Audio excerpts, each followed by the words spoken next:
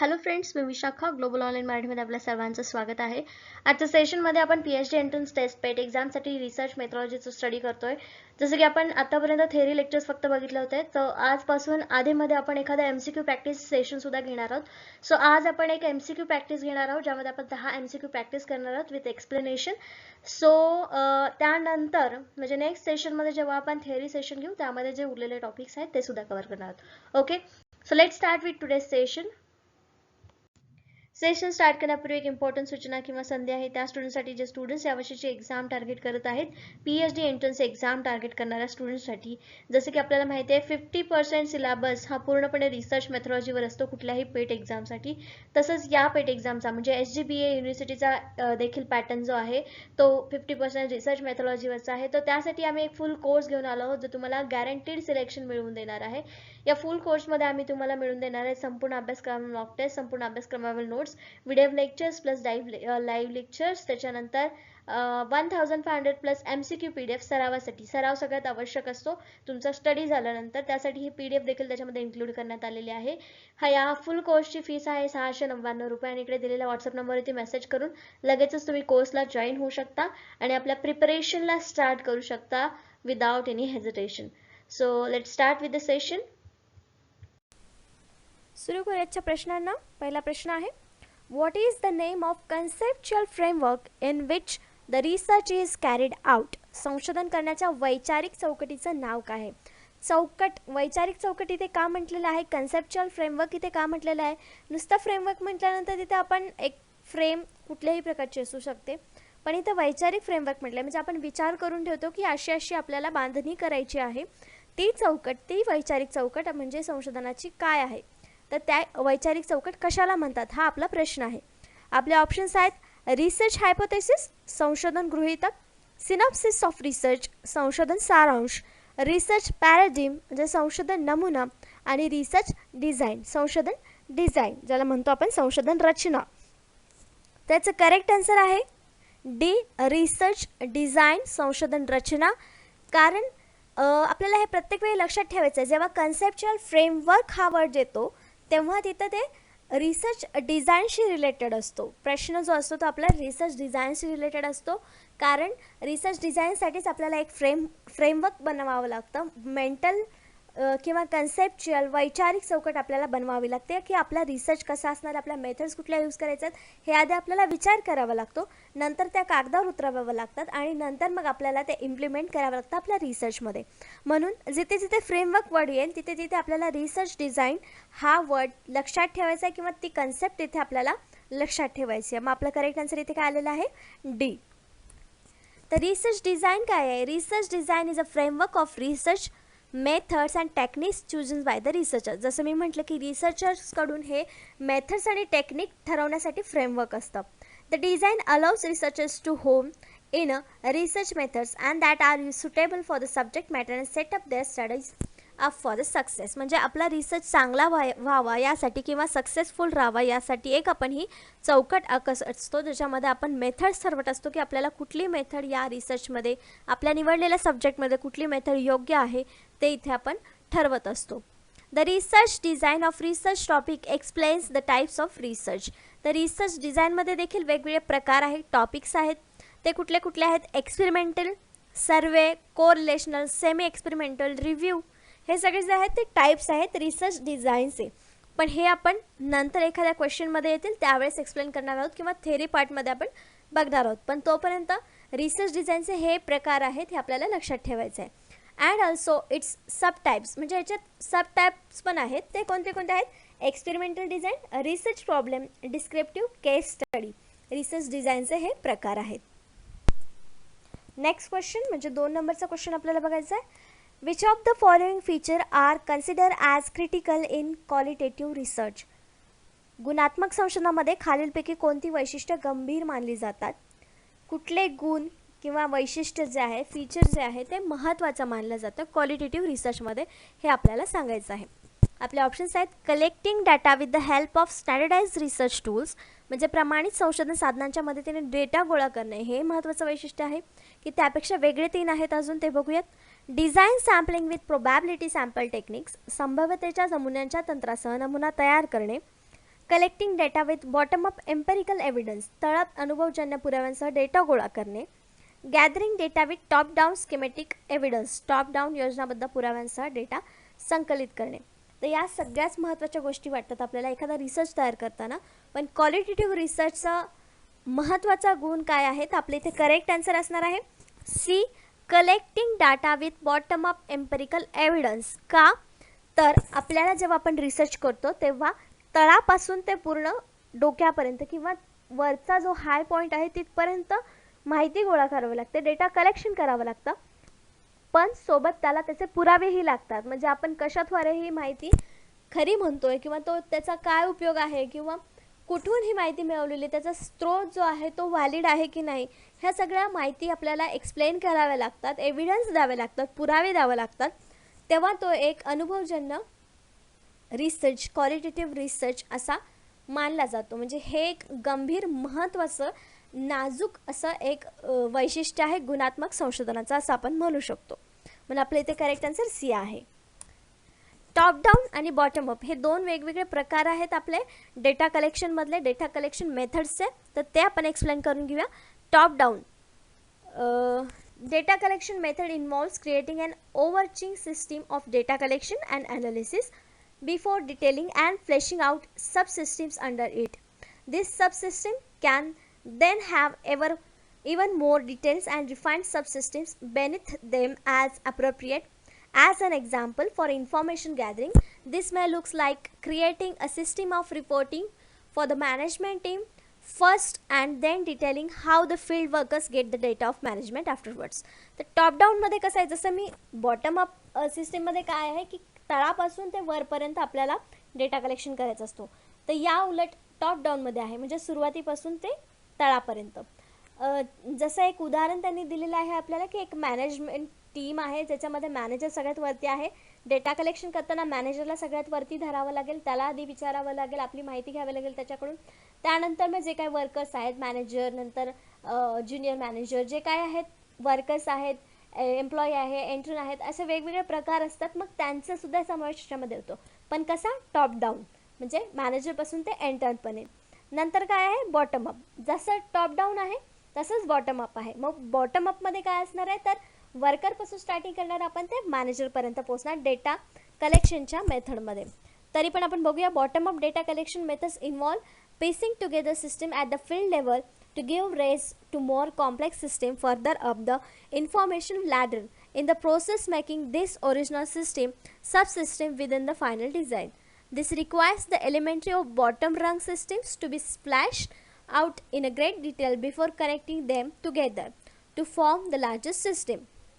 Using the information gathering example, this would look like first creating a data gathering model for the field worker and then deciding how the data will be transferred to the management team. त्याच्यामध्येच आपण जसं सांगितलं की मॅनेजमेंटचे एक उदाहरण घेतलं, तसेच इथे वर्करपासून स्टार्ट केलं आणि मॅनेजमेंट टीमपर्यंत आपण पोहोचलो बॉटम अप सिस्टीममध्ये. हे दोन वेगवेगळे डेटा कलेक्शनच्या मेथड आहेत, top down and bottom up. Next question, third नंबरचा, how is random sampling helpful. यादृच्छिक सॅम्पलिंग कसे उपयुक्त आहे. आपल्याला माहिती आहे की सॅम्पलिंगचे वेगवेगळे प्रकार आहेत प्रोबॅबिलिटी आणि नॉन प्रोबॅबिलिटी सॅम्पलिंगमध्ये. तर हा एक प्रकार आहे रँडम सॅम्पलिंग. तो कसा उपयुक्त ठरतो. आपल्या ऑप्शन्स आहेत रिजनेबली ॲक्युरेट, अगदी अचूक असतो म्हणून. And economical method of data collection, data collection करण्याची एक आर्थिक पद्धत आहे. फ्री फ्रॉम पर्सनल बायस, वैयक्तिक पक्षपातीपासून मुक्त आहे. आणि D all of the above आहे. तर इथे रँडम सॅम्पलिंग म्हणजे काय की रँडम एखादा म्हणजे कुठलाही एक सॅम्पल निवडायचा, जो अवेलेबल असेल त्याच्यातून कुठलाही एखादा आपल्याला निवडायचा आहे सॅम्पल. म्हणजे समजा 10 व्यक्ती आहेत जे आपल्याला एखादा गोष्ट म्हणजे शाळेतल्या शिक्षणाविषयी आपल्याला डेटा कलेक्शन करताना त्यांचं मत काय आहे हे आपल्याला जर गोळा करायचं असेल तर त्यामध्ये 10 व्यक्तींची मतं वेगवेगळी असतील. मग 10 मतांची 10 सॅम्पल्स घेण्याची गरज नाही आहे. त्यातले आपण 3-4 घेतले, एक 2 नंबरचा, नंतर 5 नंबरचा, नंतर 7 नंबरचा, असे 2-4 जर सॅम्पल घेतले तर ते रँडम सॅम्पलिंग होणार. 10च्या 10 न घेता त्यातले फक्त सिलेक्टिव्ह रँडम सॅम्पल्स आपण सॅम्पलिंगसाठी घेणार आहोत रिसर्चसाठी. त्याला आपण रँडम सॅम्पलिंग म्हणतो. याला आपण डिटेलमध्ये बघू. पण याचं करेक्ट आन्सर आहे डी ऑल ऑफ दी अबो. का तर रॅन्डम सॅम्पलिंग जसं मी सांगितलं की जे अवेलेबल आहे त्याच्यातून आपल्याला निवडायचे असतात म्हणून ते अगदी अचूक देखील असतात. अँड इकॉनॉमिकल मेथड आहे म्हणजे डेटा संकलनाची एक आर्थिक पद्धत आहे कारण त्याच्यामध्ये जास्त सर्च करावं लागत नाही किंवा ट्रॅव्हलिंग खर्च आपल्याला तिथे पडत नाही म्हणून ही एक आर्थिक म्हणजे कमी पैशामध्ये होणारी सॅम्पलिंग आहे. फ्री फ्रॉम पर्सनल बायस वैयक्तिक पक्षपातीपासून मुक्त आहे कारण कुठलाही एखादा व्यक्ती घेतो तिथे आपलं मत नसणार आहे. जो व्यक्ती समोर आपल्याला येणार आहे ती सॅम्पलिंगसाठी आपल्याला उपयोगी येणार आहे म्हणून इथे तिन्ही ऑप्शन्स जे आहेत आपले ते करेक्ट आहेत तिथे आपल्याला उपयुक्त आहेत म्हणून आपलं करेक्ट आन्सर तिथे आलेला आहे D all of the above वरील सर्व. Random sampling is a part of sampling technique in which a sample has equal probability of being chosen. A sample chosen randomly is meant to be an unbiased representation of total population. जे वैशिष्ट्य आपण आपल्या प्रश्नाच्या ऑप्शन्समध्ये बघितली तीच वैशिष्ट्य आपल्याला इथे सांगितलेलं आहेत रॅन्डम सॅम्पलिंगची की हे एक टेक्निक आहे जे प्रोबॅबिलिटी इक्वल प्रोबॅबिलिटी असते म्हणजे कुठल्याही व्यक्तीची निवड होण्याची याच्यामध्ये शक्यता असते की फक्त एकाच ग्रुपचा व्यक्ती तिथे आला पाहिजे असं नाही तर तिथे प्रोबॅबली रॅन्डमली आपण व्यक्ती सिलेक्ट करू शकतो रिसर्चसाठी सॅम्पल म्हणून. पण याचाच अर्थ हे कशामुळे म्हणजे अनबायस असण्याचे पक्षपातीपणा इथे होऊ शकत नाही कारण ते आपण रॅन्डमली चॉईस करतो. अशा प्रकारे रॅन्डम सॅम्पलिंग आपण एक्सप्लेन करू शकतो की रॅन्डम सॅम्पलिंग काय आहे ते एक टेक्निक आहे प्रोबॅबिलिटी सॅम्पलिंगचं. प्रोबॅबली त्याच्यामध्ये चूज होऊ शकतात एक सॅम्पल्स आणि अनबायस असतं. नेक्स्ट क्वेश्चन बघतो आपण 4 नंबरचा. A research intents to explore the result of possible factors for the organisation of effective mid day meal intervention which research method will be the most appropriate for this study. एक संशोधन प्रभावीपणे mid day जेवण हस्ताक्षेपांच्या संस्थेच्या संभाव्य घटकांच्या परिणामांचा शोध घेण्याचा विचार करते तर या अभ्यासासाठी कोणती संशोधन पद्धत सर्वात योग्य असेल असा आपला प्रश्न आहे. आपल्याला मिड डे मील माहिती आहे. मिड डे मील जी स्कीम होते स्कूल्समध्ये जे स्टुडंट्स आहेत त्यांना पोषक आहार मिळावा यासाठी स्कूलमध्ये इंटरव्हलमध्ये जेवण दिलं जायचं. आता लॉकडाऊनमुळे शाळा तर बंद आहेत पण त्यांच्या अंतर्गतच काही स्टुडंट्सच्या अकाउंटवरती पैसे जमा करण्याची स्कीम गव्हर्नमेंटने काढलेली आहे. मिड डे मीलच्या बदल्यात म्हणता येईल किंवा त्याच्या अंतर्गत म्हणता येईल. पण हे मिड डे मीलचं जेव्हा आपल्याला परिणामांचा अभ्यास करायचा आहे तेव्हा कुठली संशोधन पद्धत आपल्याला इथे योग्य ठरणार आहे हे सांगायचं आहे. तर ऑप्शन्स आहेत डिस्क्रिप्टिव्ह सर्वे मेथड्स वर्णनात्मक सर्वेक्षण पद्धत, हिस्टोरिकल मेथड ऐतिहासिक पद्धत, एक्स पोस्ट फॅक्टो मेथड आधीची post facto method, experimental method प्रायोगिक पद्धत. तर इथे करेक्ट आन्सर आहे आपला C ex post facto method. Ex post facto method इथे का आलं आपलं आन्सर कारण इथे एक स्कीम लागू झालेली आहे ऑलरेडी त्याच्यावरती काम चालू आहे पण त्याच्या परिणामांचा अभ्यास आपण फ्युचरमध्ये करतो आहे. मग त्याच्या परिणामांचा अभ्यास आपण करतो आहे तर तो एक्स पोस्ट फॅक्टो मेथड असणार आहे. एक्स पोस्ट फॅक्टो रिसर्च असणार आहे म्हणून आपल्या इथे करेक्ट आन्सर सी आलेला आहे. मग आपण बोलू शकतो की हिस्टोरिकल मेथड का नाही. ती हिस्ट्री नाही आहे घडून गेलेली घटना नाही आहे कंटिन्यू होती आहे पण आधीपासून होती आहे त्याच्या परिणामांचा अभ्यास करतोय आपण म्हणून ते एक्स पोस्ट फॅक्टो मेथड इथे आहे. Ex post facto study or after the fact research is category of research design in which the investigation starts after the fact has occurred without interference from the researchers. The majority of social research in context which it is not possible to acceptable to the manipulate and characteristics of human participants is based on ex post facto research design. तर x post फॅक्टोचं वैशिष्ट्य असं आहे की हे fact जसेच्या तसं मांडतं ह्याच्यामध्ये human interference काय नसतो किंवा होण्याचे चान्सेस हे कमी असतात.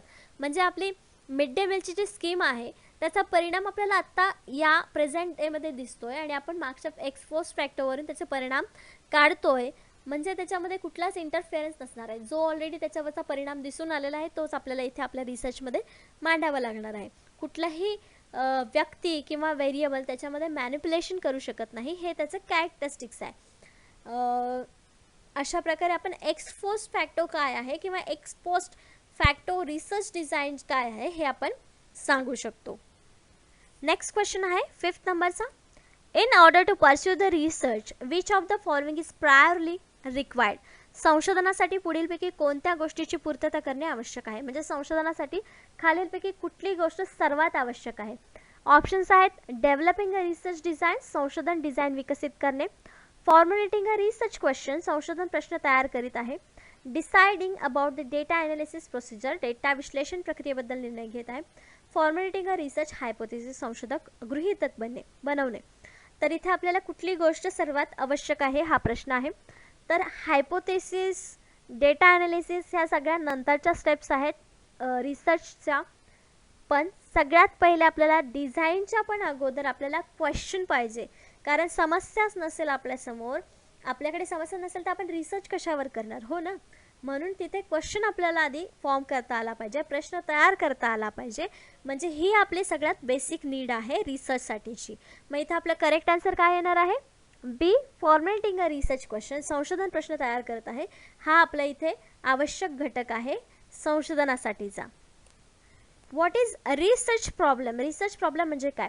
It refers to some difficulty which a researcher experiences in the context of either theoretical or practical situation and wants to obtain a solution for the same. A research problem can be simply defined as a statement that identifies the problem or situation to be studied. तर research problem म्हणजे थोडक्यात इथे सांगितलेलं आहे की एक problem आहे, solution शोधायचं आहे त्याच्यावरती. मग ते सोल्युशन काय असणार? आपलं रिसर्च असणार आहे. तर रिसर्च प्रॉब्लेमला आपण स्टेटमेंट म्हणून घेऊ शकतो, ज्याच्यावर आपल्याला सोल्युशन शोधायचं आहे. कुठल्याही सिच्युएशनचा प्रॉब्लेम सॉल्व्ह करण्यासाठी ते स्टेटमेंट आवश्यक असतं. प्रॉब्लेमच नसेल तर आपण त्याच्यावर सोल्युशन काय शोधणार, बरोबर ना. आपण आयुष्यातही जगताना असंच करतो ना, जर एखादी समस्या समोर आली तरच त्याच्यावर सोल्युशन शोधतो. डायरेक्ट सोल्युशन शोधायला जातो का आपण? नाही. मग इथं देखील पहिली स्टेप रिसर्चची काय आहे? रिसर्च प्रॉब्लेम सर्च करणं किंवा रिसर्च प्रश्न तयार करणं. नेक्स्ट क्वेश्चन आहे 6th. Which one among the following statement is false in the context of participatory research? सहभागी संशोधनाच्या संदर्भात खालीलपैकी कोणते विधान चुकीचे आहे हे विचारलेलं आहे. नेहमी पेपर सॉल्व्ह करताना, कुठल्याही एक्झामला जाताना आपल्याला प्रश्न नीट वाचायचा असतो. करेक्ट आन्सर आपल्या जवळच असतं, ओळखीचं असतं, पण आपण प्रश्न चुकीचा वाचतो म्हणून आपण उत्तरही चुकीचं देतो. मग इथं आपल्याला काय प्रश्न विचारलेला आहे की कोणतं विधान चुकीचं आहे, म्हणजे त्यातले 3 विधानं बरोबर आहेत आणि एकच चुकीचं आहे, ते कोणतं आहे ते आपल्याला सांगायचं आहे. ऑप्शन्स आहेत. It recognize knowledge as a power, हे ज्ञानाला सामर्थ्य म्हणून ओळखतं. It is collective process of enquiry, ही चौकशीची सामूहिक प्रक्रिया आहे. It emphasizes people as a expert, हे तज्ज्ञ म्हणून लोकांना जोड देते किंवा ओळख देते. Its sole purpose is the production of knowledge, त्याचा एकमात्र उद्देश ज्ञानाची निर्मिती आहे. सगळेच बरोबर वाटत आहेत आपल्याला संशोधनाबद्दल. हे सगळे जे वाक्य आहेत ती सगळीच बरोबर वाटत आहेत, पण यातला एक चुकीचं आहे आणि ते आन्सर आहे डी, इट्स सोल. सोल जो आहे तो चुकीचा वर्ड आहे इथे. Its purpose is to production of knowledge, हे आन्सर आपलं विधान स्टेटमेंट बरोबर झालं असतं, पण आपला इथं इट्स सोल पर्पज म्हटलेलं आहे, म्हणजे एकमेव एकमात्र उद्देश दिलेला आहे. तर याचा एकमात्र उद्देश हा नाही, याचे अनेक उद्देश आहेत. जे आपण वरती बघितले ते सुद्धा त्याचे उद्देशच आहेत असं आपण म्हणू शकतो. म्हणून आपल्या इथं करेक्ट आन्सर काय आलेलं आहे? डी, हे विधान चुकीचं आहे सहभागी संशोधन पार्टिसिपेटरी रिसर्चच्या रिलेशन कॉन्टेक्स्टमध्ये. The researcher work with the members of the community to understand and resolve the community problems, to empower community members, and to democratize research. The methods of participatory research includes group discussions of personal experience, interviews, surveys, analysis and public documents. तर participatory research म्हणजे आपल्याला माहिती आहे की सगळे participate करून तिथं research होतो आणि त्यामध्ये कुठल्या कुठल्या मेथड्स यूज होतात. तर group discussion, personal experience, interviews, surveys, analysis of public documents, या सगळ्याचा तिथे वापर होतो पार्टिसिपेटरी रिसर्चमध्ये. नेक्स्ट क्वेश्चन आहे 7th नंबरचा. What does the longitudinal research approach actually deal with? रेखांशाचा संशोधन दृष्टिकोन प्रत्यक्षात कशाचा सामना करतो? ऑप्शन्स आहेत. लॉंग टर्म रिसर्च, दीर्घकालीन संशोधन, शॉर्ट टर्म रिसर्च, अल्पकालीन संशोधन, हॉरिझॉन्टल रिसर्च, क्षैतिज संशोधन, नन ऑफ द अबोव, वरीलपैकी काहीही नाही. त्याचं करेक्ट आन्सर आहे ए, लॉंग टर्म रिसर्च, दीर्घकालीन संशोधन. का ते आपण समजून घेऊया. तर लॉन्जिट्युडिनल रिसर्च जो आहे, अप्रोच जो आहे, तो कसा आहे की एका विषयावर अनेक वर्ष अभ्यास करायचा एका ठराविक गॅपने किंवा एका ठराविक कालावधीमध्ये, त्याला आपण लॉन्जिट्युडिनल रिसर्च असं म्हणतो. मग ही कशी टर्म झाली? ही एक लॉंग टर्म रिसर्च प्रोसेस झालेली आहे. म्हणून इथं आपलं करेक्ट आन्सर काय आलेलं आहे? A. Long term research. A longitudinal study is a type of correlational study that involves looking at variables over the extended period of time. तर याच्यामध्ये काय सांगितलेलं आहे की एकाच व्हेरिएबलवर बराच काळ आपण संशोधन किंवा स्टडी करत असतो. This research can take place over the period of weeks, months or even years. तर हा कालावधी काही आठवड्यांचा असू शकतो, काही महिन्यांचा असू शकतो, तर काही वेळेस हा काही वर्षांचा देखील असू शकतो. In some cases, longitudinal studies can last several decades. काही वेळेस longitudinal studies करताना decades म्हणजे 10 वर्ष देखील डिकेड्समध्ये हा स्टडी केला जाऊ शकतो longitudinal स्टडीमध्ये. म्हणून याला आपण काय म्हणतो, लॉंग टर्म रिसर्च असं म्हणतो. आपलं करेक्ट आन्सर तिथं ए आलं होतं, long term research. Next question आहे 8th नंबरचा. Evaluation research is concern with dash dash. मूल्यांकन संशोधन डॅश डॅशशी संबंधित आहे. कशाशी संबंधित आहे? आपले ऑप्शन्स आहेत how well are we doing म्हणजे आपण किती चांगले करत आहोत, वाय आर वी डुईंग आपण का करत आहोत, व्हॉट आर वी डुईंग आपण काय करत आहोत, आणि दी नन ऑफ दी अबो. तर इव्हॅल्युएशन या वर्डवरूनच आपल्याला समजायला पाहिजे की आपण इव्हॅल्युएशन म्हणजे काय करतो, तर मूल्यांकन करतो स्वतःचं. एक्झाम्स वगैरे होतात त्याच्यामध्ये देखील इव्हॅल्युएशन होतं, म्हणजे तुमचं ज्ञान किती आहे हे मोजलं जातं, मूल्यांकन केलं जातं. म्हणजेच इथं आपलं करेक्ट आन्सर काय असणार आहे, a. How well are we doing. इव्हॅल्युएशनचा मेन मोटो काय आहे, कन्सर्न काय आहे की आपण किती चांगल्या प्रकारे काम करत आहोत किंवा आपण जे करत आहोत ते किती चांगल्या प्रकारे करत आहोत याच्यावरती ते इव्हॅल्युएशन रिसर्च असतो, कन्सर्न असतो. Evaluation research is defined as a form of disciplined and systematic inquiry that is carried out to arrive at the assessment and appraisal of the object, program, practice, activity or the system with the purpose of providing information that will be used of decision making. तर evaluation research कशासाठी होतो, त्याच्यामध्ये आपल्याला price देण्यासाठी, ऑब्जेक्टला praise करण्यासाठी, appraisal देण्यासाठी, activity किती चांगली झाली हे बघण्यासाठी, सिस्टीमचा पर्पज जो आहे तो झाला की नाही फुलफिल हे बघण्यासाठी आपण इव्हॅल्युएशन रिसर्च करत असतो. किंवा त्याचा उपयोग आपल्याला डिसिजन मेकिंगसाठी देखील होतो. जसं की उदाहरणार्थ नवीन मशीन्स जर बाजारात आले असतील तर त्याचं इव्हॅल्युएशन होतं, मग ती मशीन योग्य आहे की नाही किंवा त्याच्यामध्ये आणखीन काही सुधारणा पाहिजेत यावरती डिसिजन घेण्यासाठी, डिसिजन मेकिंगसाठी हे इव्हॅल्युएशन रिसर्च आपल्याला उपयोगी पडते. नेक्स्ट क्वेश्चन बघूया 9th नंबरचा.